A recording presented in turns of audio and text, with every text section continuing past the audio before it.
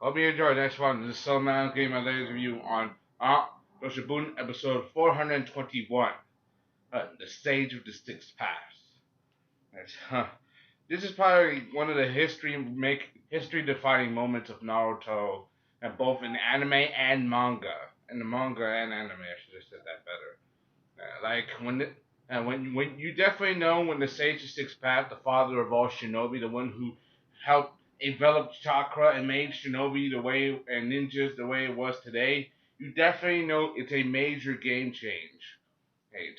And this was a big move, especially in the manga. A lot of people were hyped as hell for when this happened and this big move because one of the problems with Madara last year was that Masashi Kishimoto made a Madara so powerful in the manga that he didn't know how to kill him. So basically, but then came to solution. If Madara's power is the base of all chakra, bring in someone who knows the basics of chakra just as well as Madara, or the way uses it. In other words, one of the founders of chakra principles, and that would be the Sage of Six Paths. Yes. I mean, he was introduced in the last week's episode. You guys saw my review on episode 420, but I didn't get a lot of response to that. But I'll start off in the beginning. Like we all know that Naruto is the reincarnation of Ashura, who is the youngest son of the Sage of Six Paths, who the sage shows as his successor, while the older son, on his reincarnation, in India, his reincarnation was Sasuke, basically. Okay. Basically, the two brothers who were destined to hate each other, their hatred spread throughout all of history to the descendants. And also, if you guys have not watched my manga review on the chapters I'm talking about, then you guys gotta read the manga. You guys are missing out on some good stuff. Like this was based on actual manga. Like for example, I'll get into that later.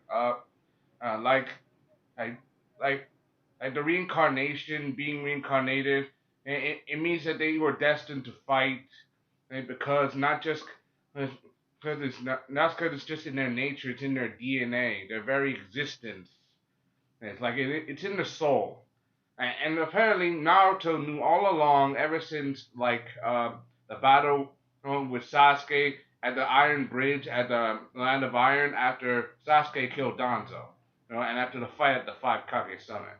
I know I've read the manga, I've seen this, and that was a good, and this was a definitely good introduction. They did a lot of slow pacing in the manga. They did chapter after chapter after chapter and now they're up to the anime.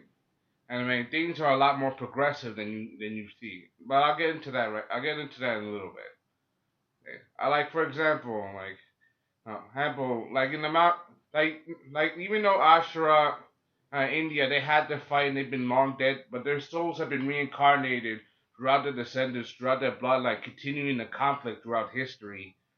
Even though the conflict was all because the sage chose a successor, he chose the younger son, who thought love would lead to peace, instead of the older son who thought strength would lead to peace. The thing is, the younger son, he had no special skills in the beginning, like Naruto.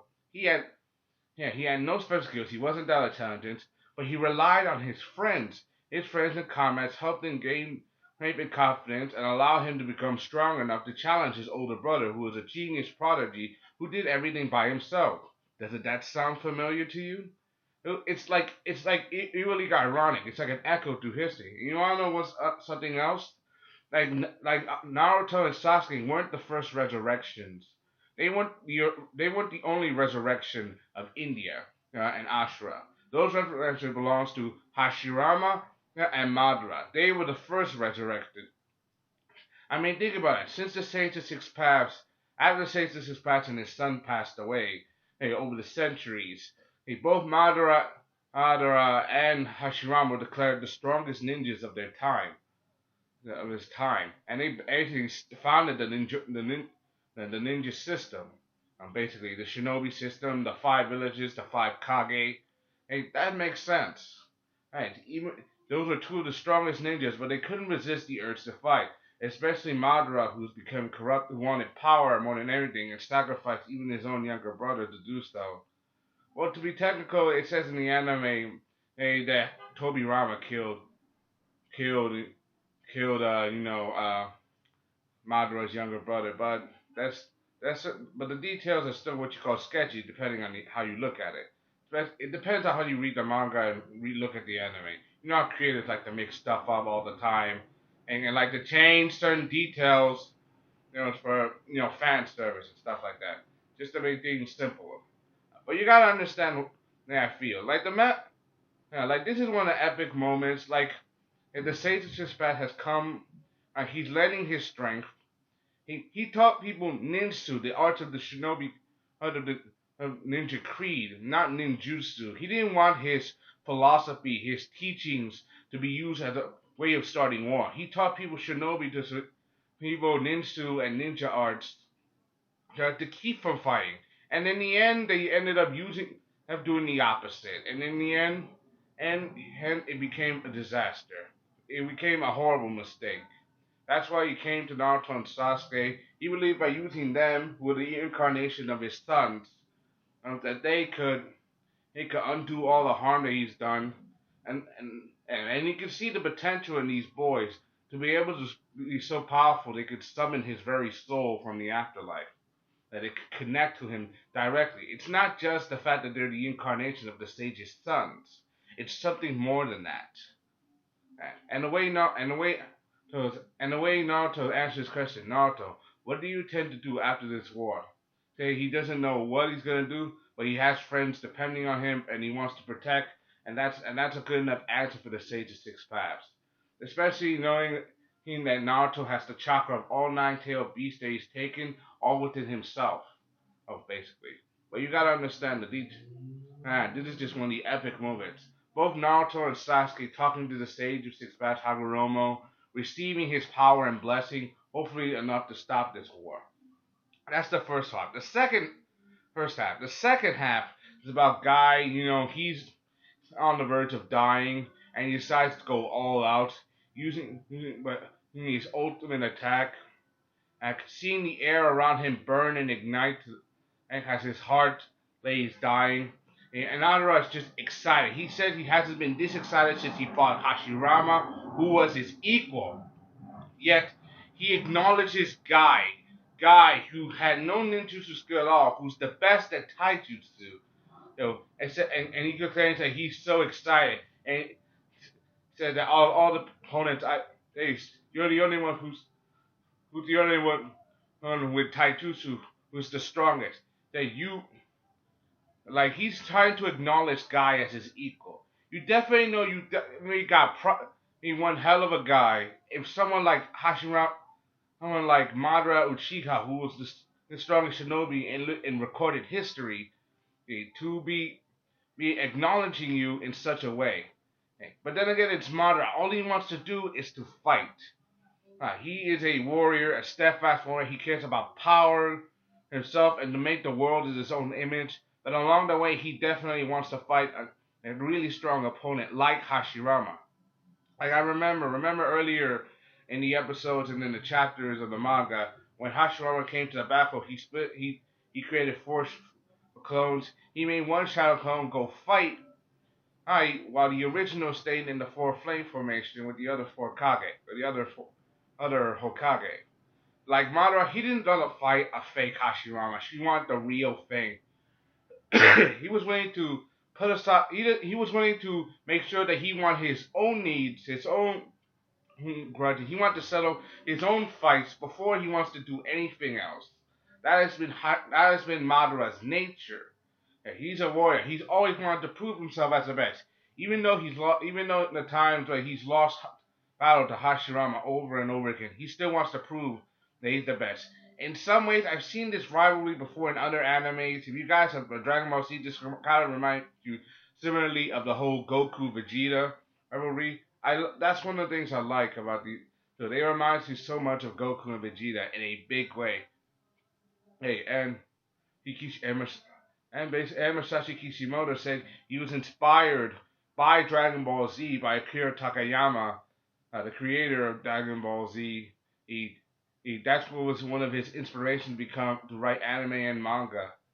Basically, it was his inspiration since he grew up on the whole Dragon Ball Z satire generation. But enough about that. But Guy, I got a Guy as one. He is definitely putting his all into this fight, putting everything in his, calling himself Night Guy, giving him his all-out attack. Excuse me for coughing.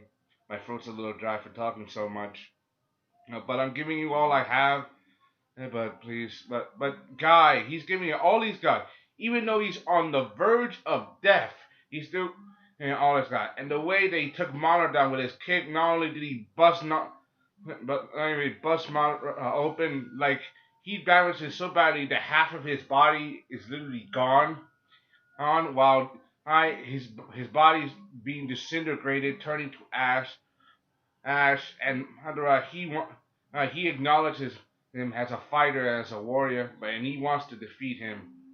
And even though Guy may not have a lot of steam left, and things get even more hyped up, and at the end, after Guy unleashes the Night Guy, but in the manga it was called the Night Moth, but it was called the Night Moth. I like Night Moth better, not Night Guy. That's just if you're not gonna keep things to canon of the story, then don't try too hard to change it. Like if it's good enough in the original story, then don't try to change things. That's all I gotta say to the people who keep editing stuff just to make it look better. It's good the way it is. If you're gonna follow the source material, follow it all the way through. That's all I gotta say. That's Mike as Guy lay dying on the floor. His body disintegrating. He's going to die. I saw that Ash that he's gonna die, and Monarch going to finish him off. Naruto swoops in, saved the day, and saved Guy's life. and even Madara himself got to see that you've changed a little. He said, "Yes, I have changed, but I do not know exactly how much I changed myself." Those words were exactly in the manga and on the anime. I'm glad that we got this far. That means the fight is gonna heat up even more so than before. We all know what's coming. Hope you enjoyed this part of Counter Skype. Thank you. This is Sullivan Adams gave you Obnoxious Spoon episode 421. The stage is six bats. Hope you enjoyed this part of Counter Skype. Thank you. This is Sullivan Adams signing out. Bye.